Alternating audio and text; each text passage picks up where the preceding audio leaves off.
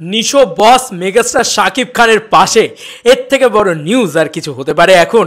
Hey guys, welcome to my channel. আমি মহারাজা করার কথা বলবো হচ্ছে এরকম একটা আন্দোলনের মুহূর্ত যেটা অলরেডি এখন মানে বরবাদ সেন্সার পাবে কি পাবে না, কি হবে কি হবে না।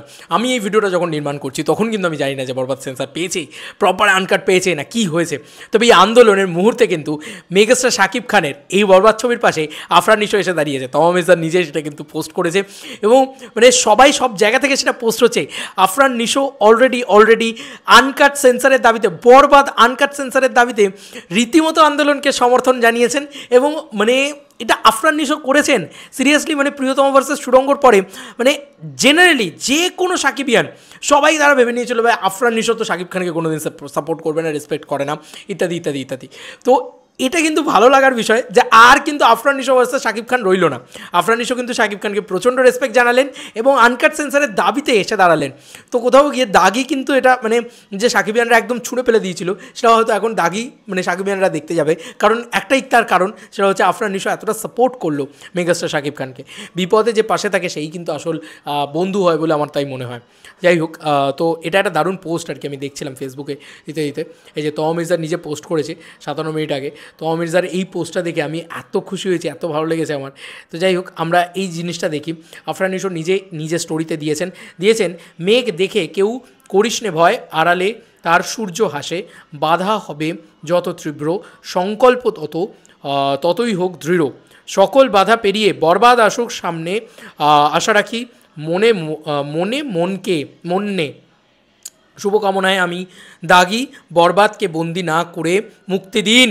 ওফ, কি সুন্দর লেখাটা লিখেছে, বরবাদকে বন্দি না করে মুক্তি দিন, মানে কোনো কাজই না চালিয়ে মুক্তি দিন। এইটাই হচ্ছে দারুণ। মানে এটা দিয়ে অলরেডি আফরান নিশো তো আর এক বুদ্ধিমানের কাজ করেছে, এটা দিয়ে অলরেডি দাগির প্রমোশন করে নিল আর কি। মানে এই জিনিসটা এমন একটা ঘটনা ঘটেছে, এটা দিয়ে জঙ্গলি দাগি যে যার মতন করে প্রমোশন করে নেবে আর কি। অ্যাকচুয়ালিতে পাশে থাকার ইয়েতে সেটাও একটা হচ্ছে, কিন্তু এটাও কিন্তু সত্যি কথা।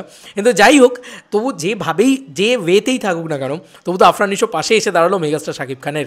এর থেকে বড় পাওনা আর কি হতে পারে। এটা তো দারুণ একটা খবর গো। মানে এটা হয়তো আর কিছুক্ষণ বাদে যখন হয়তো সত্যিই আনকাট সার্টিফিকেটটা মানে একদম প্রপার আনকাট সার্টিফিকেটটা পেয়ে যাবে সাকিবিয়ানরা, তখন আর এই খবরটার হয়তো অতটা ভিত্তি থাকবে না, কারণ তখন তো অলরেডি তোমাদের হাতে মানে জয়ের ধ্বজা উড়ে গেছে। কিন্তু ব্যাপারটা হচ্ছে যে এই যে আন্দোলনের মুহূর্ত, এখনও তোমরা হয়তো অপেক্ষা করছো হৃদয় ভাই এসে কী বলবেন। সেই মুহূর্তে দাঁড়িয়ে আফরান নিশোর মতন রাইভাল, মানে বলা যেতে পারে যে আমরা আলাদা, আমি দাগিন দেখবো না নাটক টাইপের জিনিসপত্র, এরকম জিনিসপত্র করার যে একটা জায়গা, সেই জায়গা থেকে দাঁড়িয়ে তমা মির্জা এটা লিখেছেন যে আওয়ার আফরান নিশো দিয়ে লাভ দিয়ে এবং স্যালুট দিয়ে প্রণাম জানিয়েছেন। সিরিয়াসলি আফরান নিশোর এই ওয়েটা আমার খুব ভালো লেগেছে, যে বরবাদকে বন্দি না করে মুক্তি দিন। মানে এই লাইনটা আমার খুব ভালো লেগেছে এবং এতটা বড় লেখা উনি লিখেছেন বরবাদকে নিয়ে।